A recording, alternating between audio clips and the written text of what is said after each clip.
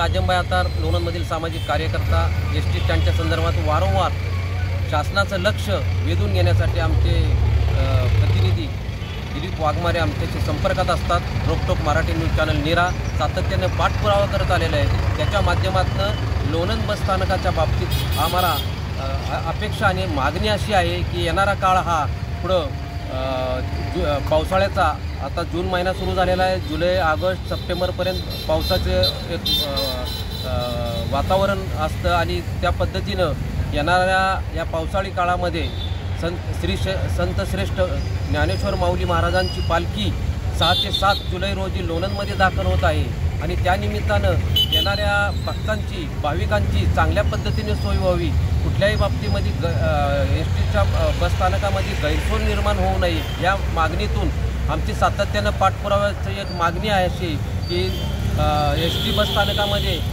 सध्या पावसाच्या प्रमाणामुळं मोठं तळं साचलं जातं आहे। एक पाण्याचं मोठ्या पद्धतीनं त्या ठिकाणी ढोव होतोय आणि प्रवाशांनाही अडचणीचं होतं आहे आणि येणाऱ्या काळामध्ये आता ते लोणंदच्या शहरामध्ये लोणंदच्या सुंदर शहरामध्ये हे न शोभणारं आहे।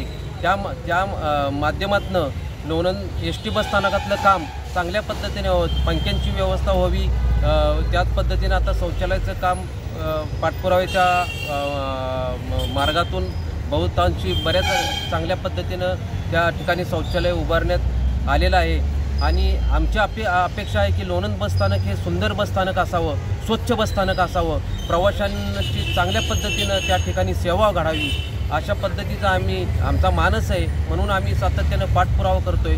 येणाऱ्या आता ह्या पालखी काळामध्ये चांगल्या पद्धतीच्या भाविकांना सुविधा मिळाल्या म्हणजे लोणंद शहराचा एक नावलौकिक चांगल्या पद्धतीनं महाराष्ट्रामध्ये आहे। त्यामातनं पावसाळ्याची आता ही एक प्रकारे वातावरण बघता एस टी स्टँडमध्ये जे पाण्याच्या मोठ्या डबक्याची दुरावस्था आहे ती एक नाहीशी होऊन चांगल्या पद्धतीचं सपाटीकरण व्हावं आणि प्रवाशांना चांगल्या पद्धतीचे एक चांगली सेवा मिळावी आणि एस टी महामंडळाच्या अधिकाऱ्यांचं त्या पद्धतीनं काळजीनं त्यांनी ते काम करावं आणि महाराष्ट्र शासनानं एस टी महामंडळ राज्य परिवहन महामार्ग नियंत्रण मंडळानं चांगल्या पद्धतीनं त्याच्यामध्ये बसस्थानकाची निर्मिती करावी अशी आमची अपेक्षा आहे आणि बसस्थानक हे स्वच्छ सुंदर बनवावं अशी आमची मनोमन भावना आहे, अपेक्षा आहे। एवढं बोलतो आणि मी या ठिकाणी थांबतो। जय हिंद, जय